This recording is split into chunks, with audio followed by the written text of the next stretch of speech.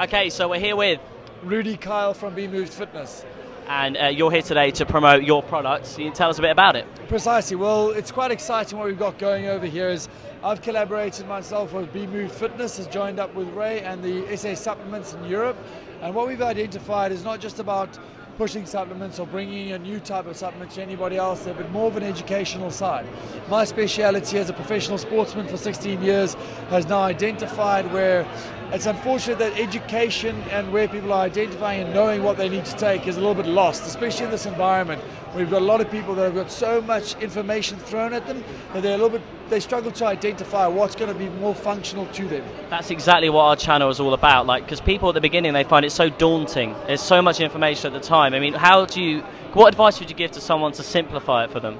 Thank you for saying exactly that, because it's daunting. It is. It's very intimidating, especially between whether we're going with a lot of the ladies or with the men and identifying obviously what they need. So both a male and a female physiology has different needs. So with what they would say, I think it goes down to a lot more just not what Google's going to push out at you and telling you don't always read the SEOs and the number 1, 2, and 3.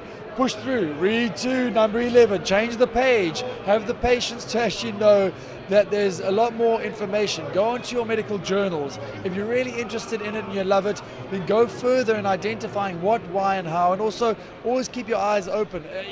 Many people think we know what we know, but a lot of people aren't prepared to identify there's a lot that we don't know. So there's always new information coming out, new testing going on. The way we are as a human sort of homeostasis scenario of looking for an ability of the body to find happiness, there's other things that are going to be bringing that to you, and each person's individual. So getting the knowledge is one step, exercising or at least utilizing experimentation is the next step, but be gentle, be patient, go with it at one step at a time.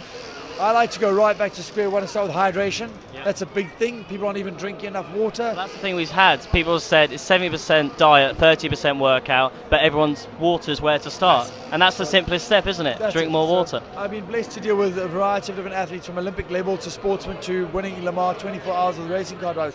And fundamentally, and then on the super yachting industry, every single person is dehydrated.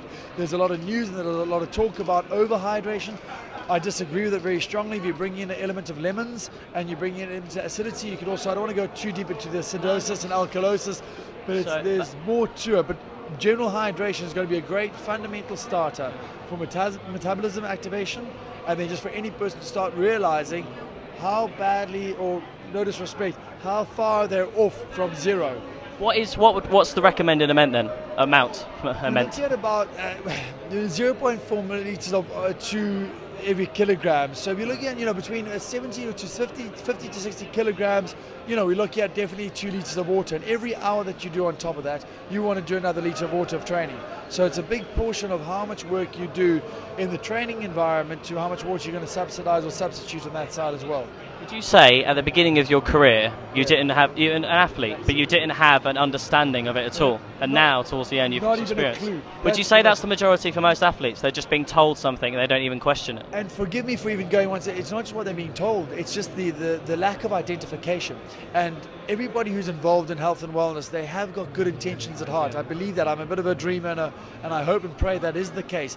But I do, that they've got good intentions, but those good intentions are very much sometimes influenced or directed to whatever their latest course of knowledge was. So then they're also doing a lot of these online courses. There's a very quick fix elements where people need to get a real base of nutritional elements of knowledge, and that's, you can gain that by reading, but don't be shying away of trying to get quick fix knowledge on identifying, oh well, they said that, so let me go take that.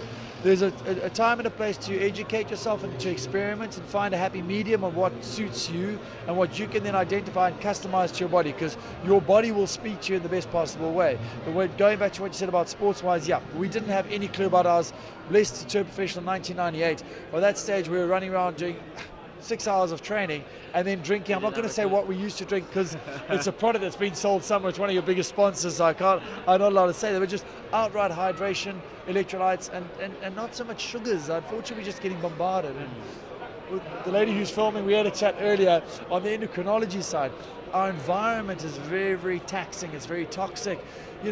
Plastics, estrogens, the cream that we're putting on our skin, the shampoo that we these are elements that are really attacking our endocrine system, and it needs to be addressed. It needs to be somewhat taken into control, and that's what I really applaud people as well. Go back to eating whole foods, go back to eating not your ready cooked meals and not microwave it, but really try to find a basis of where you can get a true nutritional foundation. Then moving into hydration, then you can start playing around with some of the magic stuff that we got here, because this is really super. And then also your habitual behavior. If you're prepared to do the steps that you need to do, then come and do some fantastic stuff we got here. Otherwise, go back to base, square one, back to the drawing board and go from there. So don't be worried, because so many people worry if they don't get results instantly. And that's what we're trying to promote. It takes time to build, a healthy lifestyle. You've got to be patient. It is. They're very much, once again, the consistency, your habitual behavior and patience is a massive, massive thing. But like I said, you will get everyone's got a different degree of their drivers and to what level they want to get to and what speed they want to get there. So there is ways that you can, that's not just say, but my speciality is identifying for the individual psychologically where we're going to go, what your goal is. And that's what Bmoved was, basically body, mind and spirit, but we didn't want to put that out there because that's attached to too many failures. It's on every magazine, so I'm fighting marketing versus too mainstream. That's it, exactly. It was like, but it's a truth in the elements where it's like, okay, wake up. If you're able to do this, then we can take the next step. And if we're ready to go there, that's where the design comes into it, which is what Bmoved does. But the elements of what you want, quick fixes, there are possibilities to get those, but it still doesn't move away from the foundational element that is a necessity of good eating of whole foods. I would like to ramp up a little bit of what Jamie Oliver and those guys are saying. I love them dearly, massive respect to them, but there's a little bit more foundational elements of let's move away from your white carbohydrates. Let's start getting people off gluten. Let's start getting people away from bread, pastas. You want to go back to sweet potatoes. Let's look at those for a minute. Yams, things like that. Play around. Full whole grain rice, but not even so much basmati to a degree. But we want to go away from genetically modified things. Those elements of pesticides, those are things why we need to look back at your whole food status, and then we can start, as I said again, and back of verbal diarrhea and talking too much. It's okay, we're very happy to hear your views. Happy day. So, but that's where exactly it's going to be able to see the movement of identifying when and where and how, chopping out certain things, and then you will see that speed. I promise you now, if you take people, if you just do a 3-week test of going off your sugar, your dairy, and all of your gluten. Now that's going to be a massive one, because I might have a bit of a legal case coming on my hand, but hopefully my shoulders are wide enough to handle it. But exactly that. Get off wheat, get off sugar, and get off dairy. Do that for 3 weeks with a hydration element.